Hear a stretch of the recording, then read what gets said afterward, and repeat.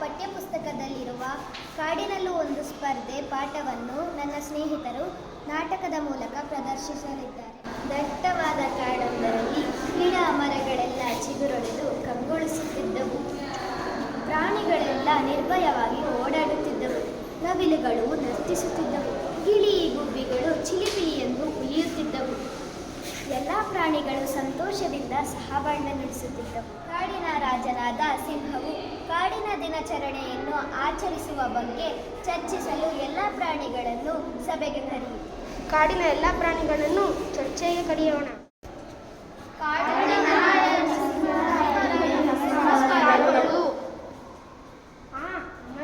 ನಮಸ್ಕಾರ. ನಾವೆಲ್ಲ ಕಾಡಿನ ದಿನಾಚರಣೆಯನ್ನು ಅದ್ದೂರಿಯಾಗಿ ಆಚರಿಸೋಣವೇ? ಆಯಿತು, ಆದರೆ ಈ ವರ್ಷ ವಿಶೇಷವಾಗಿ ಆಚರಿಸೋಣ. ವಿಶೇಷವೆಂದರೆ ಹೇಗೆ?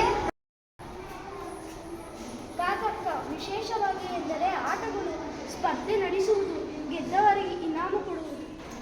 ಇಲ್ಲ, ಈ ಬಾರಿ ಆಟಗಳ ಬದಲು ಆಶುಭಾಷಣ ಸ್ಪರ್ಧೆ ನಡೆಸೋಣ.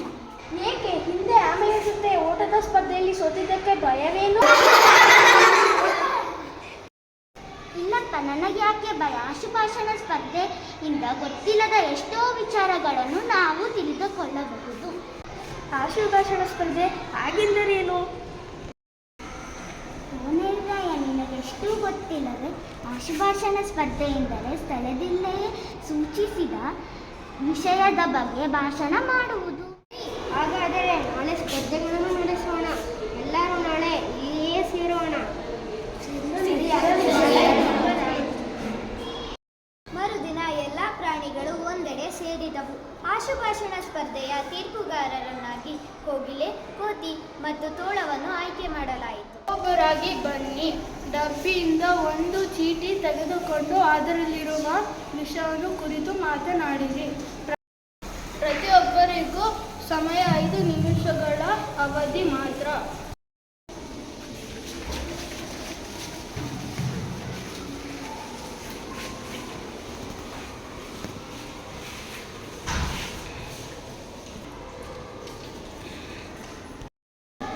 ಅಪ್ಪ, ಚೀಟಿಯಲ್ಲಿ ನನಗೆ ಇಷ್ಟವಾದ ವಿಷಯ ರೇಡಿಯೋ ಒಂದು ಸಂಪರ್ಕ ಸಾಧನ.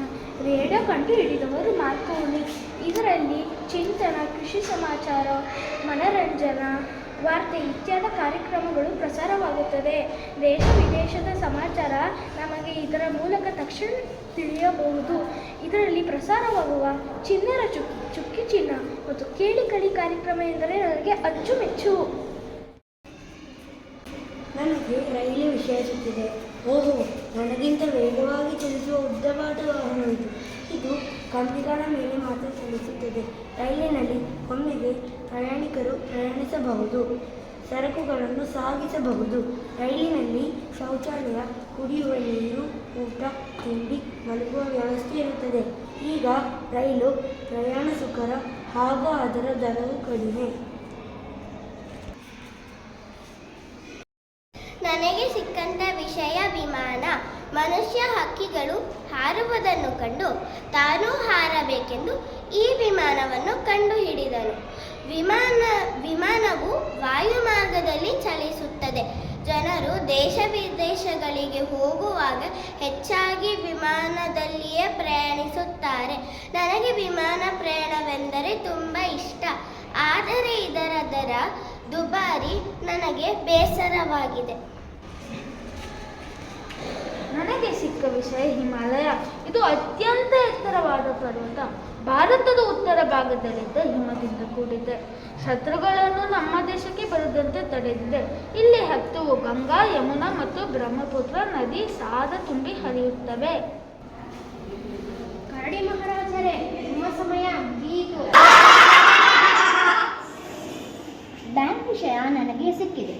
ಎಲ್ಲರೂ ಬ್ಯಾಂಕಿನಲ್ಲಿ ಹಣದ ವ್ಯವಹಾರವನ್ನು ಮಾಡುತ್ತೇವೆ. ಹನಿಗೊಳ್ಳದೆ ಹಳ್ಳ, ತೆನೆಗೊಡಿದರೆ ಬಳ್ಳ ಎಂಬಂತೆ ಉಳಿತಾಯ ಮಾಡಬೇಕು. ಹಣ ಇರಿಸಲು ಬೇಕಾದಾಗ ತೆಗೆದುಕೊಳ್ಳಲು ಈಗ ಎಲ್ಲ ಬ್ಯಾಂಕಿನವರು ಉತ್ತಮ ವ್ಯವಸ್ಥೆಯನ್ನು ಮಾಡಿದ್ದಾರೆ. ನಮ್ಮ ಖಾತೆಯಲ್ಲಿರುವ ಹಣವನ್ನು ಬ್ಯಾಂಕಿನಿಂದ ಅಥವಾ ATM ಮೂಲಕ ತೆಗೆದುಕೊಳ್ಳಬಹುದು. ಗೂಗಲ್ ಪೇ, ಫೋನ್ಪೇ ಇರುವುದರಿಂದ ತಕ್ಷಣವೇ ಹಣವನ್ನು ವರ್ಗಾವಣೆ ಮಾಡಬಹುದು. ಬಯಸಿದ್ದು ಹಾಲನ್ನ, ವೈದ್ಯರು ಹೇಳಿದ್ದು ಹಾಲನ್ನ ಎಂಬಂತೆ ನನಗೆ ಮೊಬೈಲ್ ವಿಷಯ ಬಂದಿದೆ. ಈಗ ಎಲ್ಲರ ಕೈಯಲ್ಲಿ ಇರುವುದು ಮೊಬೈಲು. ಇವರ ಮೂಲಕ ಜಗತ್ತಿನ ಮೂಲೆ ಮೂಲೆಯ ವಿಚಾರ ವಿನಿಮಯ ಮಾಡಿಕೊಳ್ಳಬಹುದು. ವಿಚಾರ ವಿನಿಮಯದ ಜೊತೆಗೆ ಸಂದೇಶಗಳನ್ನು ಕಳುಹಿಸಬಹುದು. ಇವುಗಳಲ್ಲದೆ ಇದರಿಂದ ಛಾಯಾಚಿತ್ರ ತೆಗೆಯಬಹುದು, ಲೆಕ್ಕ ಮಾಡಬಹುದು, ದಿನಾಂಕ ತೆಗೆಯಬಹುದು, ದೂರವಾಣಿ ಸಂಖ್ಯೆಗಳನ್ನು ದಾಖಲಿಸಿಕೊಳ್ಳಬಹುದು. ವ್ಯವಹಾರವನ್ನು ಮೊಬೈಲ್ನಲ್ಲಿ ಮಾಡಬಹುದು. ಮೊದಲು ತಿಳಿಸಿದಂತೆ ಈ ಆಶುಭಾಷಣ ಸ್ಪರ್ಧೆ ಮೂಲಕ ನಾವೆಲ್ಲ ಬಹಳ ವಿಷಯಗಳನ್ನು ತಿಳಿದುಕೊಂಡೆವು. ಎಲ್ಲರೂ ಅದ್ಭುತವಾಗಿ ಮಾತನಾಡಿದ್ದೀರಿ. ಈ ಸ್ಪರ್ಧೆಯನ್ನು ನಡೆಸಲು ಸಹಕರಿಸಿದವರಿಗೆ ಧನ್ಯವಾದಗಳು. ನನ್ನ ಬಂಧುಗಳೇ, ನೀವೆಲ್ಲ ಸ್ಪರ್ಧೆಯಲ್ಲಿ ಭಾಗವಹಿಸಿ ಯಶಸ್ವಿಯಾಗಿ ನಡೆಸಿಕೊಟ್ಟಿದ್ದೀರಾ. ಇದು ನನಗೆ ಹರ್ಷ ತಂದಿದೆ. ನಾಳೆ ಹೊರಾಂಗಣದಲ್ಲಿ ಕಬಡ್ಡಿ ಆಟವನ್ನು ಆಡೋಣ. ಎರಡೂ ಸ್ಪರ್ಧೆಯಲ್ಲಿ ಗೆದ್ದವರಿಗೆ ಇನಾಮನ್ನು ನೀಡೋಣ.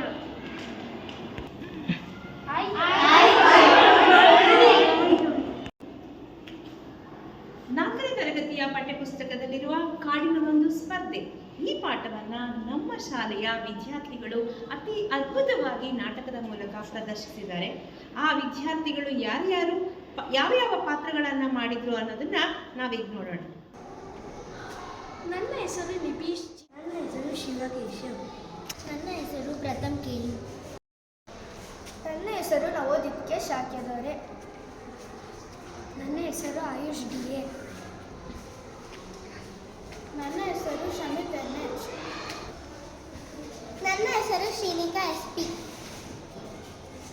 ನನ್ನ ಹೆಸರು ವಿಹಾನ್ ವರ್ಧನಾಲ್. ನನ್ನ ಹೆಸರು ಶ್ರೇಯನ್ ಜಿ.ಎ. ಹೆಸರು ಪ್ರೇಕ್ಷಾ ಆರ್ ಚಂದ್ರನ್. ನನ್ನ ಹೆಸರು ಜಾನ್ವಿಯನ್. ನನ್ನ ಹೆಸರು ನಮ್ರತಾ ಎ.